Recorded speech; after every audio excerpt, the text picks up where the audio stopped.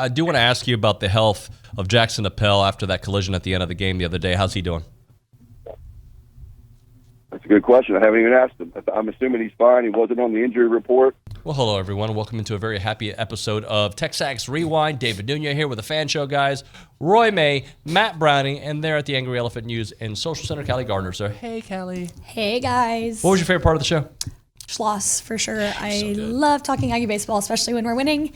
And we've got some fire players behind the plate this year. I like the fact that he's actually on the moving horses when he's interviewing you. Yeah. When you're talking to him. I thought it was his Bluetooth connecting. I'm like, I'm sure he's doing something completely opposite of Bluetooth. It's called real man work. He was in Snook moving horses, and he's talking to you on the phone. So he brought up during the little break before promotion relegation. You in for college football? I'm always in for relegation. Are you kidding me? That to me is fascinating from someone who's not a soccer fan or even paid attention to it. But when I finally learned about it, these two are huge soccer fans. They've talked me into it. It sounds amazing. Yep. So we talked about that on the show. But the real thing's Schloss, as Callie mentioned. OB was on the show.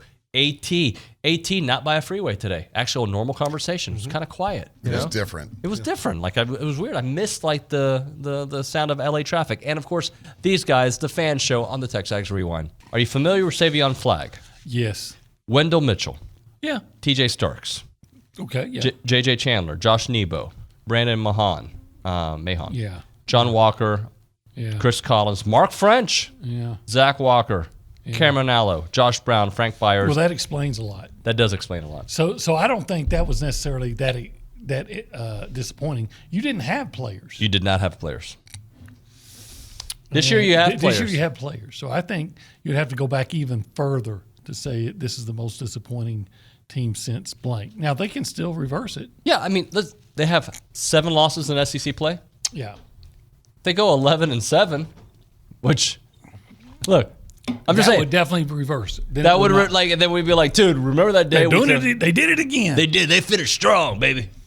They by the way, what Buzz teams do. It is possible for that to happen. Of course, it's possible. Now it's going to have to start with a win over Tennessee, who you've already beaten. And you didn't just beat them. Yeah, you beat that. Housed them. But they got to do it on the road, where they haven't been very good. Well, there's that whole point. Look. You got to present both sides of the story. The season is not over. It is a disappointing feel right now. It doesn't feel like they're going to be able to dig their way out of disappointment. Doesn't mean they can't make the tournament. You go 11-7. I think everybody before SEC play started would have been like, all right, it's not what I wanted, but I'll take it. I'd take 10-8. Heck yeah, you'll take 10-8. Will you take 9-9 right now? You know what? They're good enough to go to finish 10-8. Yeah. Tennessee, I think, is going to be a hard get. Really difficult. Yep. They're going to be underdogs as well. They should be on the road. But after that, there's not a game. There's not an opponent left, including South Carolina. And they're coming here that I would look at them and say, okay, that team's just better than A&M. Which aspect of the game have you been most pleased with? Your pitching staff's got like 47 strikeouts to 7 walks. Your offense is hitting 11 home runs in 4 games. So is it the offense for you, or is it the pitching staff that really has you pleased at the early returns? Obviously the pitching. I mean, the offense is that's sexy. It's certainly you need to score to win. But you know, if we just get strike throwers on the mound and limit free bases, you know, that'll give us a chance, because we're certainly going to face much better. I mean, we've faced a few good pitchers, but we're certainly, when you're in the SEC, you're going to face the elite of the elite. Hitting can come and go, even if you're not facing a good pitcher. You can have a bad day, the wind can blow in. You can hit balls right at people. You can not get 2 out hits, right? So that's the part of the game that most people don't understand. You can play well and lose, but if the pitching is throwing strikes, then that'll give us a great chance on most days. Talking to Jim Schlossnagle here on TexAgs Radio. I do want to ask you about the health of Jackson Appel after that collision at the end of the game the other day. How's he doing? That's a good question. I haven't even asked him. I'm assuming he's fine. He wasn't on the injury report. You don't see a pitcher catch too many pop-ups, and I can definitely say that I've never seen a pitcher catch 2 in one game or even 2 back-to-back. So I think they just banged heads. But he hit. We didn't do much in practice yesterday, but he hit in the cages. So I'm assuming he's fine. Good news But I'll there. find out today. Great news there about Jackson Appel. AT, I saw a tweet from you where you didn't say who you were talking about unless you watched the video, but I knew exactly who you were talking about without watching the video later. Tell us who the weirdest team in college basketball it is, and why is it Texas A&M? Weirdest team by far. Yep. I can't say like the best wins are as good as anybody because most of them are at home. But I mean, listen, when you destroy Tennessee, who I still think is actually the best team in the SEC, even though Alabama is still top of the standing, when you outscore Kentucky, when Kentucky's offense is clicking on all cylinders, and I'll say this too, the Florida team that you guys beat about 2 weeks ago, that's a really good team. I think they had won 6 of 7 before they lost in overtime in Alabama last night. That means you can play with anybody. What I've also noticed is that you can lose to anybody, at least in this conference, quite literally, when you get swept by Arkansas in the down year, and, of course, Vanderbilt a week ago. So, you being on the ground, you may have a little bit more insight into exactly what is the problem.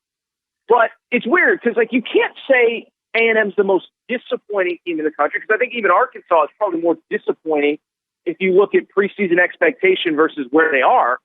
But I think they're in the short conversation for a team that returned the core of an NCAA tournament team, obviously picked second in the SEC to be where they are, which is the fringes of the bubble. It has been a very disappointing year. I know Aggies fans know that, but even as an outsider, I'm frustrated watching this team that, can't put together 2 or 3 good games in a row. Yeah, I think it's up and down. Mm-hmm. It's what a weird way to come in today. We're being so up from the baseball team starting the season looking like what we predicted. But the pitching being that good. Yep. What did they say? There's 41 strikeouts to 7 walks thus far. I'll take it. I'll take that all day. That's awesome. And we knew the offense was going to be good with that team, but the defense, the pitching. If we get good pitching with that offense all year long, that's an Omaha team all day long. Yep. And they are really good. But then on the flip side, I don't know, man. It's such a weird, mind-boggling thing with this basketball team. You go, we talked about this a little bit last week, but you go and you beat a surging Florida team, a very scrappy Missouri team, and then you house Tennessee at home, only to go lose at Vanderbilt. Now, I don't think there's any shame to losing to Alabama, but the way we lost to Alabama by 25 points and just getting complete. They shot. Yeah. It was just crazy. And then to turn around and lose their 3rd in a row, and you're going and get season swept by Arkansas. Yeah. Who's not good. It's one of those things his season's coming into this. We even said it after the Tennessee win. This is where we turn it on. This is because every year, remember we had 8 games. What was it? 2 years ago, we lost 8 in a row, and we won out. And we still didn't make the tournament. You remember that? We won until the Tennessee game. Yeah, the Tennessee final. We finally did lose to Tennessee in the final of the SEC championship or the tournament, and then we went to the NIT. But and then last year, same thing, where we struggled, and then we turned it on, and it was great. That's what it looked like. But now it's I don't know what to think. I really don't. I don't understand this team. It doesn't make a lot of sense to me as to how and why these things are happening, because you're seeing the same effort. You're seeing shots just aren't falling. It's just weird. Roy, spend a minute. Tell the people. Like, subscribe, comment, share. And watch all the sports at Texas A&M. Turn on your notifications. Yeah, and watch every sport. If you can't make it or you don't live in town, so obviously you're not going to drive in for a Tuesday softball game, and I get it. Look on the TV, man. These Aggies are representing our university across the board, and I want to plug this right quick. Sure. Man, if you're on the boards and you haven't yet, you need to go on and see the series of videos that Bronny has done with TexAgs United with the baseball players, Montgomery and Prager. Great watch stuff. Those videos. They're fantastic videos. They're great kids. They're great representatives of A&M in the baseball program. Hey, and Roy does practice what he preaches. He goes to all those extra sports. So, thanks, guys.